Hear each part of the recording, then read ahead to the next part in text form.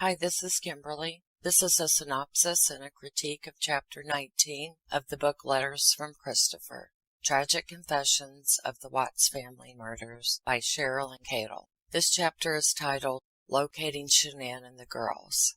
For this chapter, we pick up again with CBI agent Tammy Lee's report, extracted from pages 606 through 610.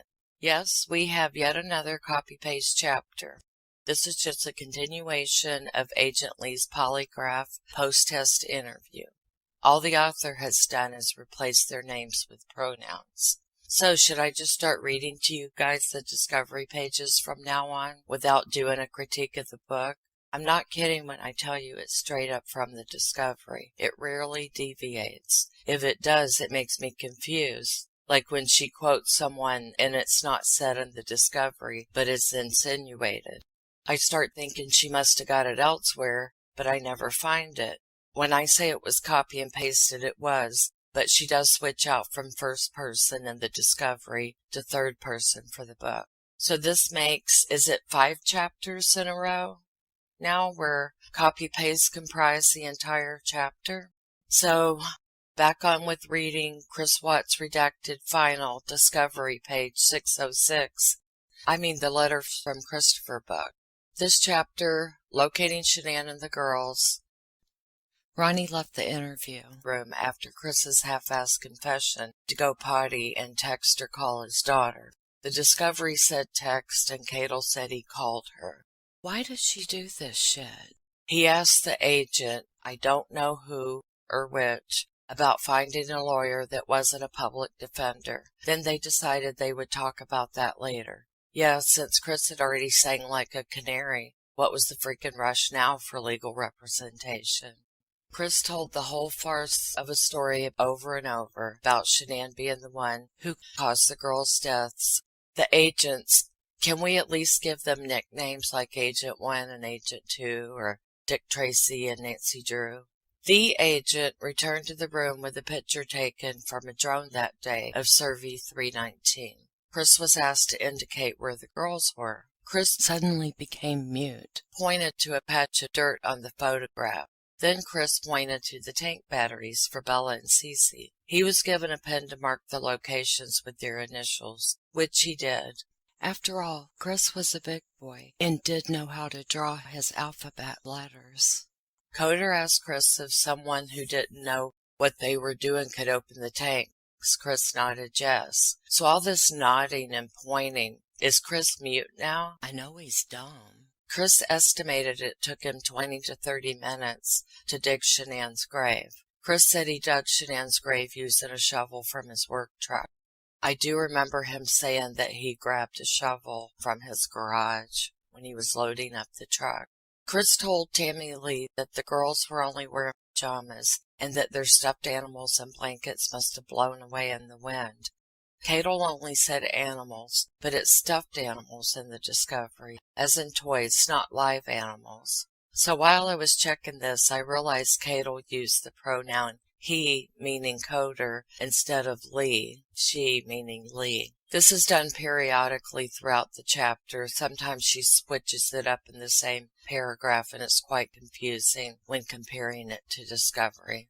Chris described what his victims were wearing, and gave Coder a few details on the oil tanks, and told him that no, there was no chance the baby monitor at home recorded anything. Coder also asked Nimrod what he thought made Shanann snap. He said that knowing he had an affair, even though he was too much of a wuss to admit anything. Chris said Shanann needed him to admit it and he refused. I know why he refuses. He's a candy-ass coward chicken shit.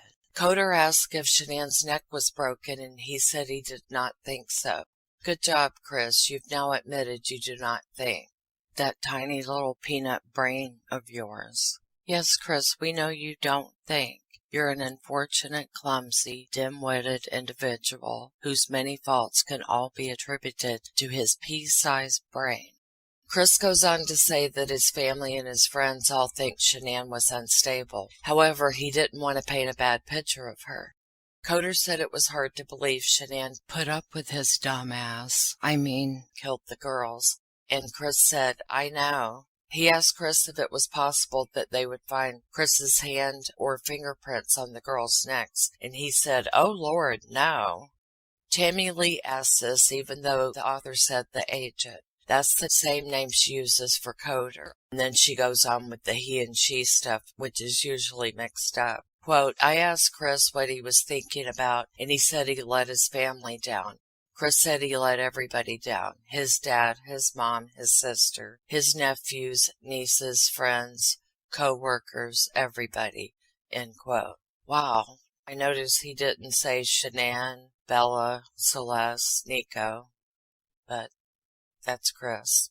The paragraph continues with saying, "She for Tammy Lee, even though again, she has not said they're two agents, one CBI and one FBI, one a male, one a female. But Chris tells the story of the kids being blue and told Tammy he didn't think to call an ambulance. She told him she would hate to see Shanann get a bad rap for something that she didn't do. He was ready to tell the truth. Aswad whined and insisted he was telling the truth. Like all of us wanting to know, Agent Tammy Lee asked Chris to try and explain what was in his head. He said, quote, "The rage that I felt for what she was, what she did, it just took over," end quote. I asked Chris if he agreed that his story sounded weird, and he said, quote, "I understand. I see where you're coming from," end quote.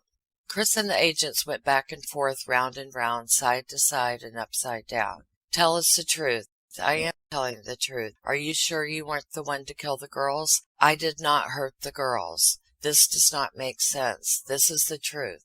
Over and over and over. Then Chris changed it up a bit and said he was not a monster and he didn't kill his babies. Coder asked Chris what he meant from his prior interview when he talked about something that was, quote, "an act of pure evil," end quote. Chris said he was referring to the evil that he witnessed when Shanann was on top of Cece. Chris said he also felt evil for what he did to Shanann. Coder went on to ask if Shanann would have a black eye, any punches, slaps, or stab wounds, or if any of them had been poisoned. Chris said no to all. Chris also claimed to not be aware of an attempted and declined credit card purchase at 2:30 a.m. Coder asked Chris about Nicole Kessinger. Chris begged to not put Kessinger's name in the news because she had been through enough in her life. He said, quote, "She genuinely liked me," end quote.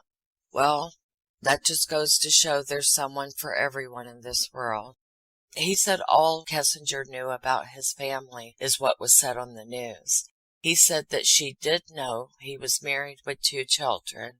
She supposedly did not know Shanann was pregnant, but she knew now. He said he was scared. There's that word again, scared. He's always scared. He said he was scared to tell her because he knew she wouldn't go out with him. So see, NK has standards. If she'd have known Shanann was pregnant, she probably wouldn't have gone out with Chris. Tammy asked Chris why there were sheets inside of his kitchen trash. Chris said he used the fitted sheet to wrap Shanann in, so he didn't know what to do with the flat sheet and pillowcases that were left over. She asked Chris why he didn't try to hide the sheet out at the oil well site, and he said he was so scared he didn't know what to do. Scared.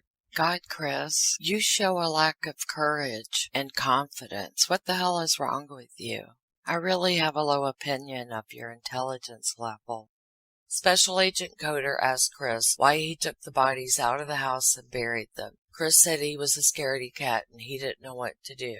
Chris said he was scared of what everything was going to look like. Yes, Chris, we know you are always scared, also known as a namby-pamby cowardly weakling. Special Agent Coder then asked Chris if he had any questions. Chris asked to use the potty. When he came back, he talked about putting the girls in the tanks and explained a few things about putting them in there, and I am just not going to detail that part. They asked for passwords to all of his electronic devices that were confiscated during the house search. Ronnie came in to say goodbye to Chris and informed him that he would be having a sleepover at the Weld County Jail. Oh, and also the police took the Lexus. A police officer was driving Ronnie to a hotel for the night. Ronnie told Chris he loved him no matter what. Ronnie said he was interviewed and he told the detectives there is no way Chris would ever hurt his children. Ronnie said it was a problem he didn't call the police, and Chris agreed. Ronnie said they would just have to prove it some other way. It was unfortunate his baby monitor didn't record. Ronnie hugged Chris and left the police department. When asked if he felt sorry for what he did, Chris said, quote, "I wish I wouldn't have lost control and got on top of Shanann and did that. And then I did that," referring to dumping them at the oil well site. "Well, yeah, Christopher, you should be sorry. You are sorry. You're a sorry piece of shit." This may sound like I'm OCDing or something. When comparing the book to the discovery to see how much of it was copied, something caught my eye. There was a place in one of the paragraphs where I noticed the words, quote, "the agent asked," end quote, 4 times in a row. And then glancing at the whole page, I noticed it more. So what does Kimberly do? She pays attention to detail. The agent asked was stated 51 times in this 8.5-page chapter. Just thought you might enjoy that fun fact. And that will be the end of this video. I will pick up with chapter 20 in the next one. Much love and peace. Thank you for listening.